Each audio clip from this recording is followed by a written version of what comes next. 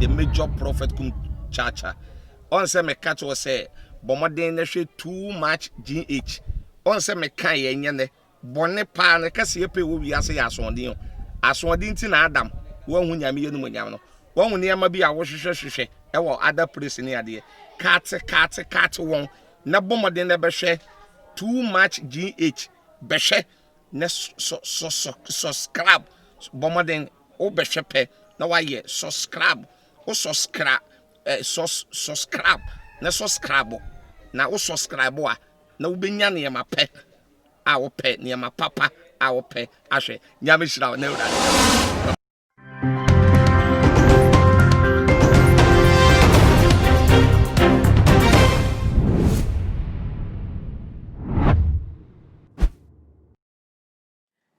For any adofono mema obibia akwaba ede eba too much GH so yeah breaking news any day ababeto yapno so and I'm so for muni aba FS kapamede eba besom ahwefo any etifo nene day they just say akwankyere bi ebe koso enche bia hye yawada ebe ya enesa ena akwankyere yi efri eba na na ebe koso ewo hono ya papa ya de nyina Angel Daniel Obinim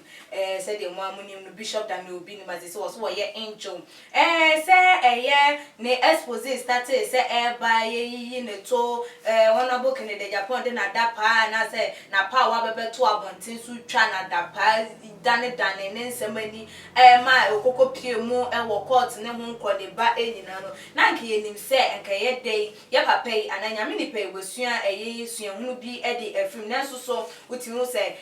Bishop Daniel Obinim still na die nyame ahye ne se wonye no enoa na waye na adwen sem wo beye according to wono no because nyame na de sa hyehyeye no ama no na no na ene de wo de etu edwa esem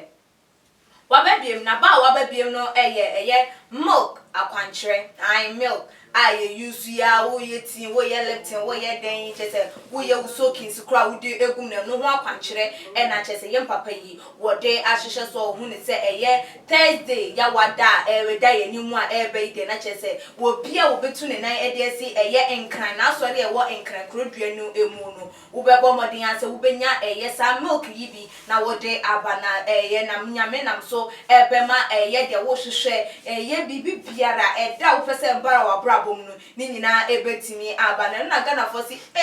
efuto we nsakra ni peneji sensore na so we die so hwe na ba enso still wa ye na adwen se gina na wo begina aye de wo pede na chese ye nkan hu no se ye ni abema ya na ye papa yi wonu onim de wo ye na ha ye free wono na ye ko anya me nipa wono so so ye founder and leader of Shining Grace Chapel International dodo na enim no se oja nyame wode ne nsem bi aba betu edwa wo mu ne se Ghana han enche a great man of God ebeto preach kese pa baba bebo oye o man Ghana na ebebo o man Ghana di awreho beso ye na enkonkoye politician bi enkoye mampanyi bi enkonkoye MPB enkoye assemblyman bi honorable bi nemum bekwakoye nyame nipa nyame difo anase obi a wogina mu se nyame anamusini na sa nyoma we ebeko ede ama womo na eno na wodi etu edwa the spirit of death ewo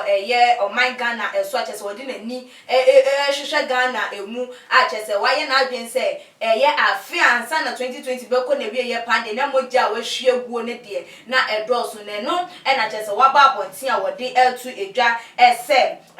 owuo na ebewo nipa ne bewo nipa no obewu enye kumase enye sunyane enye Cape Coast enye babia se Accra ha sei na sa panyi kase no wo beto no de nsem wetu yan ene be hwe se de wa wonim Ghana for ma twensem no sre ene abasa che so mu ni se ma anya papa yi ne nsem a working emfiri nyame ebinum so se we de ebetimi abamu because say nkomhye no unnim de efiri nyame na unnim de emfiri nyame ti woka na ene wote a wo ye nyame nipa na wabɔ wo mpa ye se de enye den emmemeto ewo eho na ye efiri ho no na ebusuafo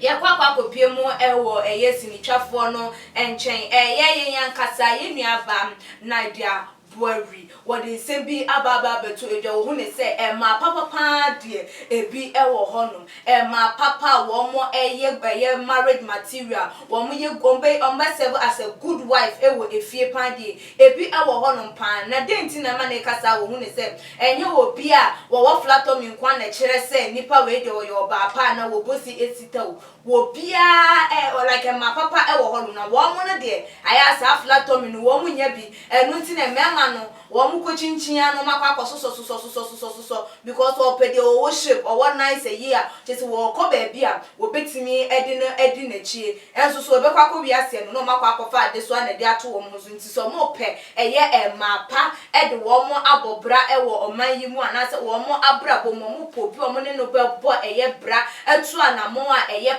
papa na a beer so it's me abwa 1 more dear 1 more giant or more looking for a year flat tom is near a because nya flatom mu na ye ubenya de wope anaso ubenya ye obapa ene no atena no den same way ebebetu ye edwa no Ghana fo bi no mo say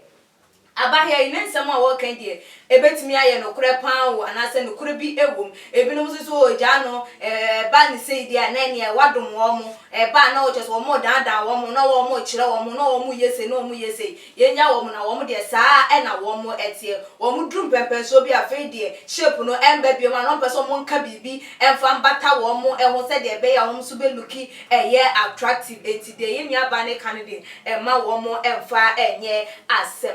for and that day a breaking news ababeto apono so and amede elso mo no akwankyere ekoso milk akwankyere nti why dey say won so wo pebi na wo pensen chane as say the bishop dan Obinim mo di nyame wo afrisane a enie nti pawo de na ya wada ye na asore kese ye wo enkrankrodie no ene no nkodi ahia wo ye nyame nipa so so ene nkomhwe we so eko edema ofri wo je nyame wo say ye brichie kese ye ebeto ye asafo anase asofo emu enti no eni titu ene enkrankrodie ha enti no ne obi biara o ye sofo bia no ono so ema nani enda wo ena ye na de so edia wo de ema emema ekire se ebeboa na ehu ensusu ebehia se emema bejai flatomy na wo ma go for ye women na wo ye married material na ye shape ne hu nkro ne ba no dem enya eno ena ye de ekọ aware abusuan for se de ensem no ekọ ye no obetimi de wadwenkyere aba e wo Tr0uble your comment section ebiem subscribe to your channel no se wonye ya like your videos na follow yen se de nya de bibia etum a onsusu wetimi enya notification na